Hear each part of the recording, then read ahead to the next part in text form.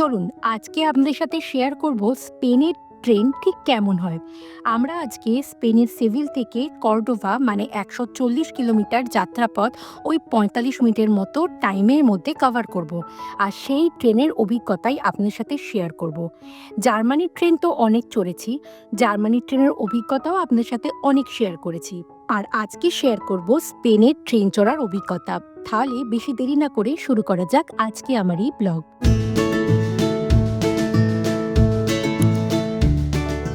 সেভিলের Santa জাস্টা station থেকে আমাদের যাত্রা শুরু হয় সকাল 11টায়। সকাল 11টায় আমাদের ট্রেন ছিল আর পৌঁছে যাওয়ার কথা ছিল 11টা ওই 40 বা 45 নাগাদ। তো বেশিক্ষণের জার্নি নয়, মাত্র 45 মিনিটের মতো টাইম। তো সেই টাইমের মধ্যেই আমরা কিন্তু বেশ আরামদায়ক একটা জার্নি এক্সপিরিয়েন্স করলাম। এই সান্টা জাস্টার যে স্টেশনটার কথা বলছি, এটা কিন্তু বেশ বড় একটা স্টেশন আর দক্ষিণ স্পেনের একটা ব্যস্ততম স্টেশন। বেশ বড়, বেশ পরিচ্ছন্ন এবং আমরা ওই যে স্টেশনটায় আমরা পৌঁছেছিলাম প্রায় 15 মিনিট আগে। তো আমাদের একটুখানি লাগেজ চেক হয়েছে আর আমাদের বোর্ডিং টাইম বলা হয়েছে 10 মিনিট আগে, মানে 10টা 50-এ। তো আমরা এসকেলেটর করে সোজা চলে যাচ্ছি 3 নম্বর প্ল্যাটফর্মে। সেখান থেকেই আমাদের ট্রেনটা ছাড়ার কথা। তো আমরা একটু তাড়াহুড়ো করছি, কারণ এখানে আমাদের আবার টিকিট চেক হবে, আবার ট্রেনে উঠেও চেক হবে। তো সেই জন্য আমরা কোন কামরায় আমাদের সিট পড়েছে সেগুলো একবার চেক করে নিচ্ছি। আর সামনেই ট্রেন দাঁড়িয়ে আছে, তাই একটু তাড়াহুড়ো করছি। ট্রেনে উঠে যাই, তারপর আপনার সাথে বাকি কথা বলছি। ট্রেনে উঠতেই কিন্তু ট্রেনটা একদম 11টাতেই ছেড়ে দিল। আর ট্রেনে যেখানে আমরা সিট পেয়েছি, তো জানলার ধারেই সিট পেয়েছি। এদিকে আমি আর ওইদিকে দীপাঞ্জনার চিকা বসেছে। তো এখান থেকেই দেখলাম ট্রেনটা ছাড়ার সাথে সাথে অজস্র লাইন আর অনেক দূরপাল্লার ট্রেনও দাঁড়িয়ে আছে এই স্টেশনেই। তো এই স্টেশনটা ছাড়তেই আমি একটু উঠে পড়লাম আর আপনাদেরকে দেখাই ট্রেনের ভেতর থেকে ট্রেনের ভেতরটা কেমন লাগছে। এই যে সোজা হাঁটছি, আমরা যে ওরিয়েন্টেশনে বসেছি সেটা হচ্ছে 2:2, মানে ডান দিকেও দুটো সিট আর বাঁ দিকেও দুটো সিট। যদিও এটা কিন্তু ফার্স্ট ক্লাস কামরা নয়, এটা নর্মাল ইকোনমি ক্লাস।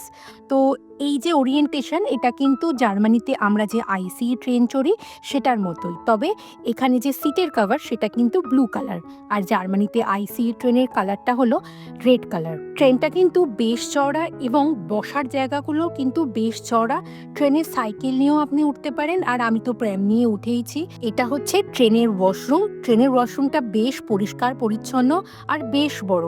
এখানে আপনি হুইল চেয়ার নিয়েও অ্যাক্সেস নিতেই পারেন। এখানে সব কিছুর ব্যবস্থা রয়েছে আর বেশ বড়সড় একটা টয়লেট।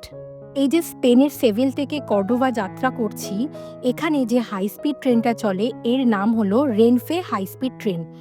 এই রেনফের এভি বা অ্যাভেন ট্রেন এই রুটেই চলে। আর হাই স্পিড ট্রেন হওয়ার জন্য এখানে দেখলাম, যেমন আইসিই ট্রেন প্রায় 200-250 কিলোমিটার/ঘন্টা এই গতিবেগে চলে, এটা অতটা না হলেও প্রায় 160-170 কিলোমিটার/ঘন্টা হিসেবে কিন্তু চলছিল। বেশ ভালো, বেশ কমফোর্টেবল এই ট্রেনের জার্নিটা। ট্রেনের মধ্যে প্যান্ট্রিও আছে, তার সাথে সাথে রয়েছে ওয়াইফাই, চার্জিং পোর্ট, ক্যাফেটেরিয়া কোচও রয়েছে এবং কফি থেকে শুরু করে স্ন্যাক্স সব কিছুই এখানে পাওয়া যায়। মানে আপনি যদি সকালবেলা কিছু নাও খেয়ে আসেন, আপনি এখান থেকে খাবার পেয়ে যাবেন। যদিও আমরা অ্যাপার্টমেন্ট থেকে খেয়েই বেরিয়েছি, সেই জন্য আমাদের খিদেটা আর ততটা নেই। আর 45 মিনিটের জার্নি, একটুখানি পরেই তো আমরা নেমে যাব, সেই জন্য আর সেরম কিছু কিনলাম না। আমি আমার সিটে এসে দেখলাম যে এখন টেম্পারেচার কত, এখানে দেখাচ্ছে 37 ডিগ্রি টেম্পারেচার। বুঝতে পারছেন, প্রচণ্ড গরম, এবং আজকে বলছে টেম্পারেচার কিন্তু 40 ডিগ্রি পর্যন্ত উঠতে পারে। এবং ট্রেনের এই যে ভিউটা আমি আপনাদের সাথে শেয়ার করছি, এটা দেখে কিন্তু বেশ মনে হচ্ছে স্পেন ভালোই রুক্ষ। অনেকটা কেমন জানেন, যদি আপনি দিল্লি থেকে রাজস্থান যান, ট্রেনে যেমন দুপাশে রুক্ষ একটু জমি জমা যেমন দেখতে পাবেন, সেটাই ঠিক সেরকমই ফিল হচ্ছে আমার। প্রায় 45 মিনিটের জার্নি কভার করে কর্ডোভা সেন্ট্রাল স্টেশনে আমরা পৌঁছে গেলাম এবং এখান থেকেই আমাদের কর্ডোভার যে জার্নিটা শুরু হলো। এই কর্ডোভা যে স্টেশনটা সেটাও কিন্তু বেশ পরিষ্কার পরিচ্ছন্ন। আর এখানে যে কজন আর কি আমরা নামলাম, প্রত্যেককেই দেখে মনে হচ্ছে এখানকার ট্যুরিস্ট, কারণ কর্ডোভায় কিন্তু লোকজন ভীষণ আসে, কারণ এটা একটা হিস্টোরিক প্লেস। তো এই শহরটা সম্পর্কে আপনাদেরকে আরও বিস্তারিত জানাবো পরের ভিডিওতে, কারণ এর সাথে জানালে ভিডিওটা অনেকটা বড় হয়ে যাবে। তবে কর্ডোবা শহরটা দেখতে দেখতে আমার একটা ফিলিংস হয়েছে, যেটা আপনাদের সাথে এই ভিডিওতে শেয়ার না করে থাকতে পারলাম না। এখনও অবধি এই শহরটাকে যত দূর অবধি দেখলাম, আমার মনে হচ্ছে সাউথ ইন্ডিয়ার কোনো একটা ছোট শহরে যেরকম আর কি সাজানো গোছানো, ঠিক সেই রকম দেখতে লাগছে। ঠিক সেই রকম বাস স্ট্যান্ড, ঠিক সেই রকম দেখবেন সাউথ ইন্ডিয়ার ছোটো ছোটো যে শহরগুলোতে, তাতে সুন্দর ছোটো ছোটো মানে বাগান থাকে, গাছপালা সাজানো থাকে, ফোয়ারা থাকে, ছোট্ট ছিমছাম একটা শহর যেমন হয় সাউথ ইন্ডিয়ার, যেমন শহরগুলো হয়, তার সাথে কর্ডোবার প্রচণ্ড মিল পাচ্ছি। আর দেখা যাক সামনের দিকে কি আছে, কারণ এটা তো একটা মেনলি ঐতিহাসিক শহর।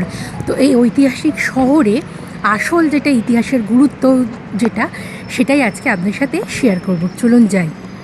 এখান থেকে যে আমাদের জার্নিটা শুরু হলো, এটা কিন্তু কর্ডোবার নতুন শহর, কিন্তু আমরা যেখানে যাব সেটা কর্ডোবার পুরনো শহর। তো সেই শহরটা ভীষণ ইন্টারেস্টিং, সেটার ভিডিও নিয়ে আমরা পরের দিন আসব এবং আপনাদেরকে আশ্চর্য করে দেব যে এই রকমও জায়গা আছে। হ্যাঁ, সেটাই আমি শেয়ার করব পরের ভিডিওতে। তো আশা করি এই ভিডিও আপনাদের ভালো লেগেছে। ভালো লাগলে প্লিজ একটা লাইক করে দেবেন। ইউটিউব থেকে দেখে থাকলে আমার এই চ্যানেলটাকে সাবস্ক্রাইব করে দেবেন, আর ফেসবুক থেকে দেখে থাকলে আমার এই পেজটাকে ফলো করে দেবেন। তাহলে চলুন, খুব তাড়াতাড়ি দেখা হবে পরবর্তী ভিডিওতে। ততদিন পর্যন্ত আপনারা সবাই ভালো থাকবেন। বাই।